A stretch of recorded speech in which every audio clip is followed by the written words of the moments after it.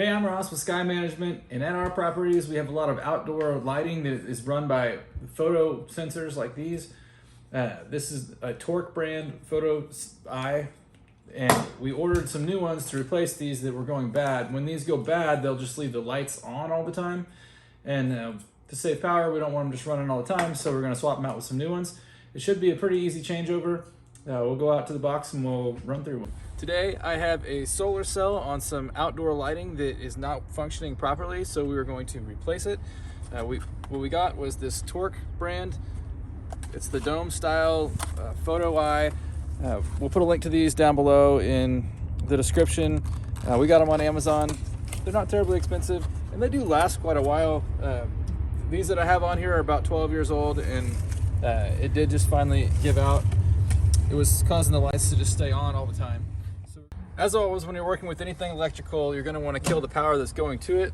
So for us, we're going to turn off all the breakers in this box, and I'm also going to turn off the meter that runs to this box, and that's this one right here. These solar cells are mounted directly on our breaker box that we're working on right now. However, if you're running one from an indoor panel to the outside, you can run it through a piece of conduit and attach it. It would screw on to the end of the conduit.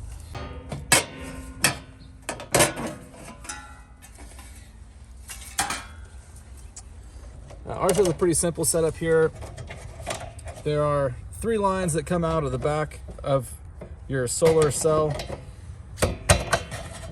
There's a black, a white, and a red.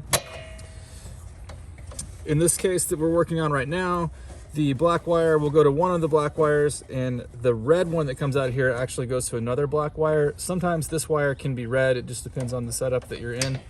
Okay, so we're going to take off all of our wire nuts and remove the old one. I've removed the wire nuts. You want to take note of which wire is attached to what. So the red one that is coming out of the solar eye is the one that goes out to your lights or whatever you're running on this. So that one's going out to my pole lights out front. The black wire is running back up to the breaker, and then the white is for the white.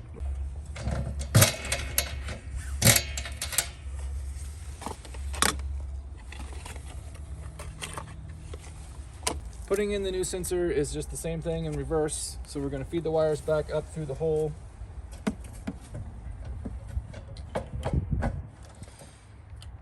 And then you're going to want to put on the nut on the back before connecting all the wires.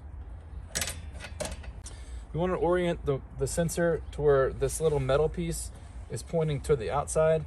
And this is there's an on-off to this. You can slide this metal piece down and cover up the sensor. When it's up like that, or towards the back, then it's open. Again, red is going to go out to your lights. Black is going to go back to the breaker. And the white is your neutral.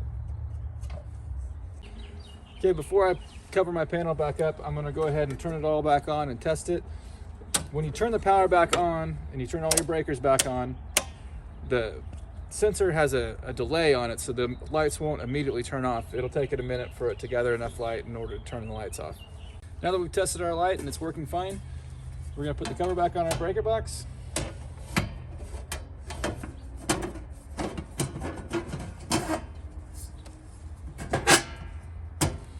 And we're all set.